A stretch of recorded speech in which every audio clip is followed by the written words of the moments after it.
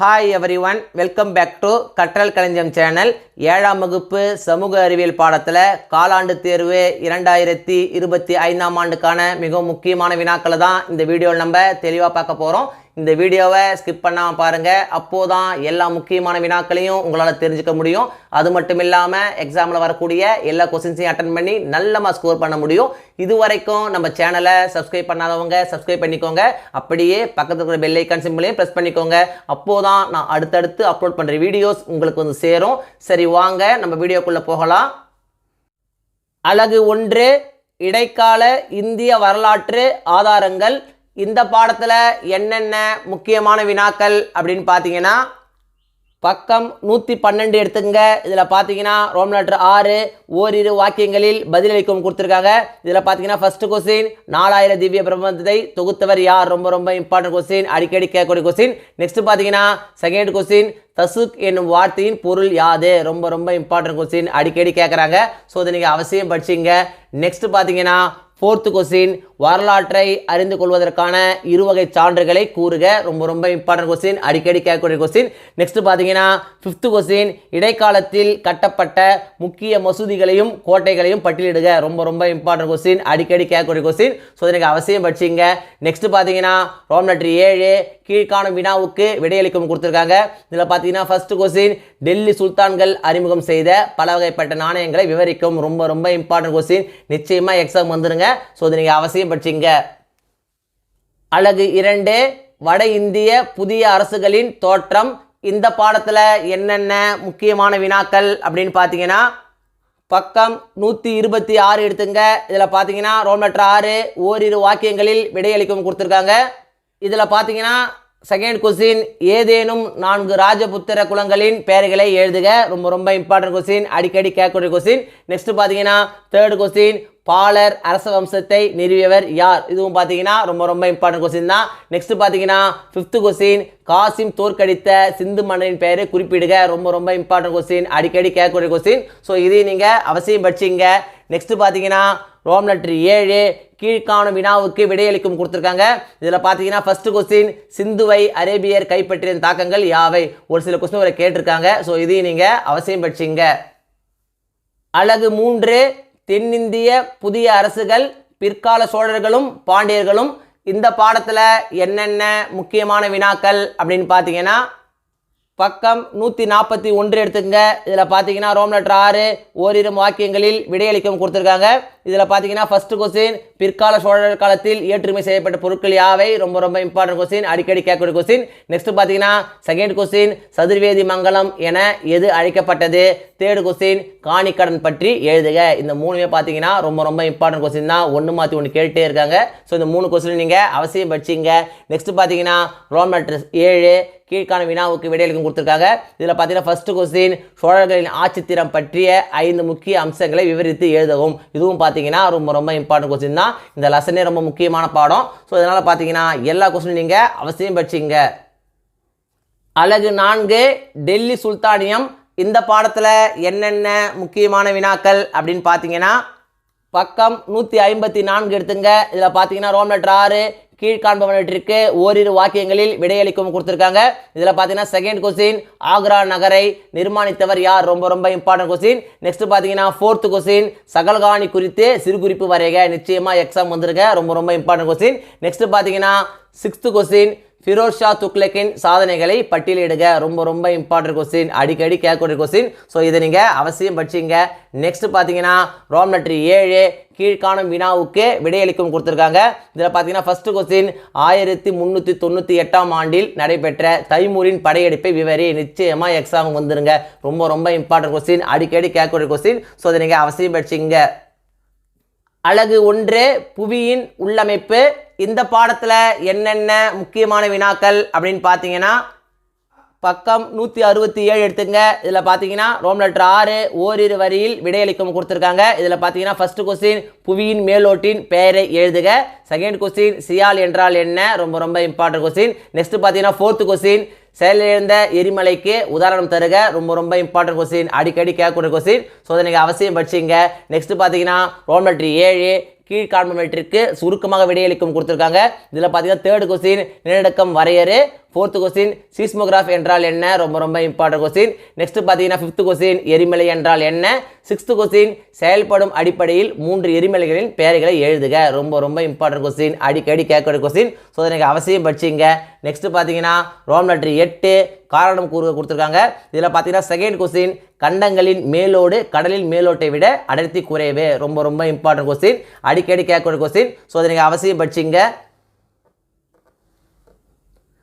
Next பார்த்தீங்கன்னா Rome letter 9 வேறுபடுத்த கொடுத்துருக்காங்க. இதில் பார்த்தீங்கன்னா ஃபர்ஸ்ட் கொஸ்டின் சியால் மற்றும் சிமா, செகண்ட் கொஸ்டின் செயல்படும் எரிமலை மற்றும் உறங்கும் எரிமலை. இந்த ரெண்டுமே பார்த்தீங்கன்னா ரொம்ப ரொம்ப இம்பார்ட்டன்ட் கொஸ்டின் தான், ஒன்று மாற்றி ஒன்று கேட்டுட்டே இருக்காங்க. ஸோ இந்த 2 கொஸ்டின் நீங்கள் அவசியம் படிச்சிங்க.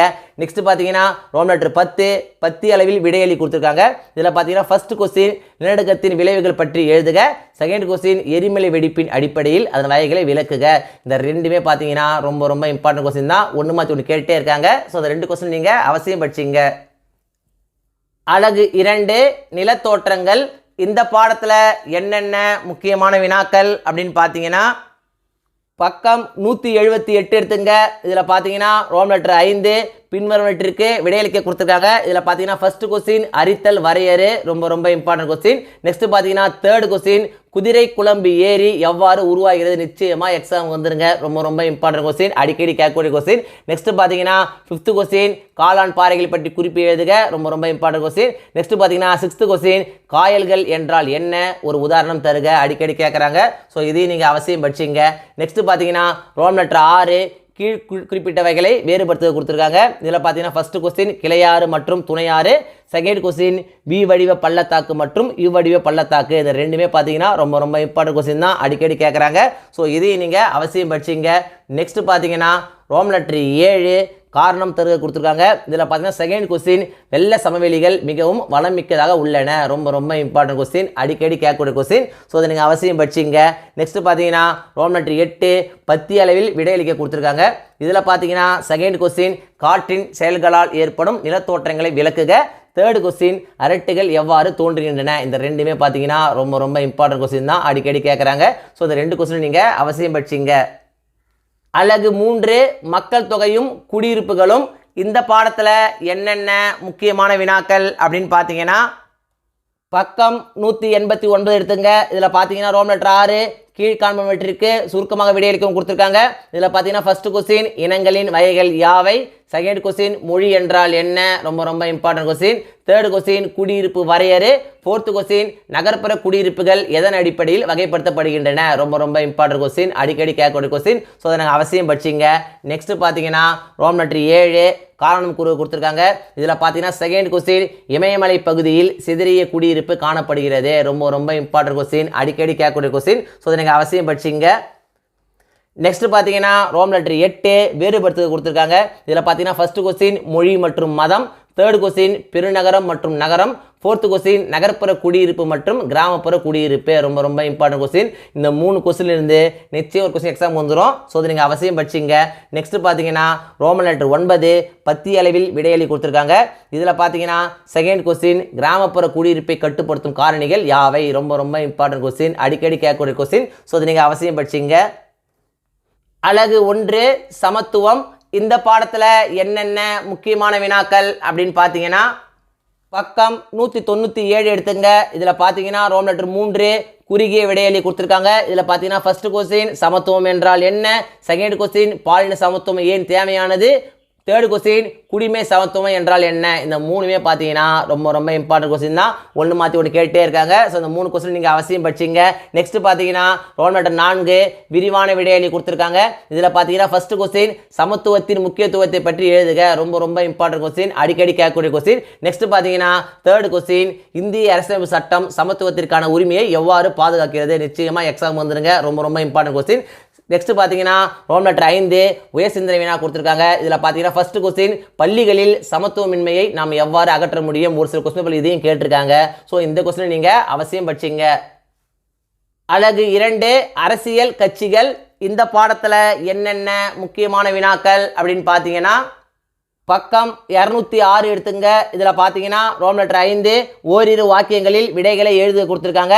இதில் பார்த்தீங்கன்னா ஃபர்ஸ்ட் கொஸ்டின் ஒரு அரசியல் கட்சியின் அடிப்படை கூறுகள் யாவை. தேர்ட் கொஸ்டின் இருக்கட்சி முறை காணப்படும் நாடுகளின் பெயர்களை எழுதுக. ரொம்ப ரொம்ப இம்பார்ட்டன்ட் கொஸ்டின், அடிக்கடி கேட்கக்கூடிய கொஸ்டின். நெக்ஸ்ட் பார்த்தீங்கன்னா ஃபோர்த் கொஸ்டின் குறிப்பு வரைக கூட்டணி அரசாங்கம். நெக்ஸ்ட் பார்த்தீங்கன்னா ரோம் லெட்டர் 6 பின்வருவனவற்றிற்கு விடையளிக்கும் கொடுத்துருக்காங்க. இதில் பார்த்தீங்கன்னா ஃபர்ஸ்ட் கொஸ்டின் அரசியல் கட்சியின் செயல்பாடுகளில் ஏதேனும் 4 எழுதுக. ரொம்ப ரொம்ப இம்பார்ட்டன்ட் கொஸ்டின், அடிக்கடி கேட்கக்கூடிய கொஸ்டின். ஸோ இதையும் நீங்கள் அவசியம் படிச்சிங்க. அலகு 1 உற்பத்தி. இந்த பாடத்தில் என்னென்ன முக்கியமான வினாக்கள் அப்படின்னு பார்த்தீங்கன்னா பக்கம் 219 எடுத்துங்க. இதில் பார்த்தீங்கன்னா ரோம் லெட்டர் 4 குறுகிய விடையளி கொடுத்துருக்காங்க. இதில் பார்த்தீங்கன்னா ஃபர்ஸ்ட் கொஸ்டின் உற்பத்தி என்றால் என்ன, ரொம்ப ரொம்ப இம்பார்ட்டன்ட் கொஸ்டின். செகண்ட் கொஸ்டின் பயன்பாடு என்பது என்ன. ஃபோர்த் கொஸ்டின் உற்பத்தி காரணிகளை கூறுக. ரொம்ப ரொம்ப இம்பார்ட்டன்ட் கொஸ்டின். நெக்ஸ்ட் பார்த்தீங்கன்னா ஃபிஃப்த் கொஸ்டின் உழைப்பு வரையறு. சிக்ஸ்த் கொஸ்டின் வேலை பகுப்பு முறை வரையறு. ரொம்ப ரொம்ப இம்பார்ட்டன்ட் கொஸ்டின், அடிக்கடி கேட்கக்கூடிய கொஸ்டின். இது நிச்சயமாக எக்ஸாம் வந்துடும்.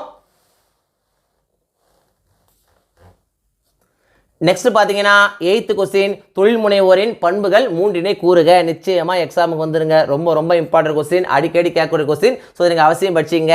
நெக்ஸ்ட் ரோம் லெட்டர் 5 விரிவான விடைகளை கொடுத்துருக்காங்க. இதில் பார்த்தீங்கன்னா ஃபர்ஸ்ட் கொஸ்டின் உற்பத்தியின் வகைகளை விரிவாக எழுதுக. தேர்ட் கொஸ்டின் வேலை பகுப்பு முறையின் நன்மைகள் மற்றும் தீமைகளை எழுதுக. ஃபோர்த் கொஸ்டின் மூலதனத்தின் சிறப்பியல்புகளை விளக்குக. ரொம்ப ரொம்ப இம்பார்ட்டன்ட் கொஸ்டின். இந்த 3 கொஸ்டின் இருந்து நிச்சயம் ஒரு கொஸ்டின் எக்ஸாம் வந்துடும். ஸோ இந்த 3 கொஸ்டின் நீங்கள் அவசியம் படிச்சிங்க. காலாண்டு தேர்வை பொறுத்த வரைக்கும் இந்த வீடியோவில் நான் கொடுத்துருக்கிற இந்த கொஸ்டின்ஸை மட்டும் நீங்கள் படித்தா போதும். எக்ஸாமில் வரக்கூடிய எல்லா கொஸ்டின்ஸையும் அட்டன் பண்ணி நல்ல மார்க்ஸ் ஸ்கோர் பண்ண முடியும். 1 மார்க்ஸை பொறுத்த வரைக்கும் இம்பார்ட்டன்ட் 1 மார்க்ஸ் அப்படின்னு படிக்காதீங்க. எல்லா 1 மார்க்ஸையும் படிங்க. அப்போது தான் 1 மார்க் செக்ஷனில் உங்களால் ஃபுல் மார்க்ஸ் ஸ்கோர் பண்ண முடியும். இந்த வீடியோ நிச்சயம் உங்களுக்கு யூஸ்ஃபுல்லாக இருந்திருக்குன்னு நம்புகிறேன். இந்த வீடியோ உங்களுக்கு பிடிச்சிருந்தா லைக் பண்ணுங்கள், கமெண்ட் பண்ணுங்கள், மறக்காமல் உங்கள் ஃப்ரெண்ட்ஸுக்கும் ஷேர் பண்ணுங்கள். வேறு ஏதாவது டாபிக்ஸில் உங்களுக்கு வீடியோஸ் தேவைப்பட்டாலும் கமெண்ட் பாக்ஸில் போடுங்க. தேங்க்யூ. தேங்க்ஸ் ஃபார் வாட்சிங் my channel. See you in the next video.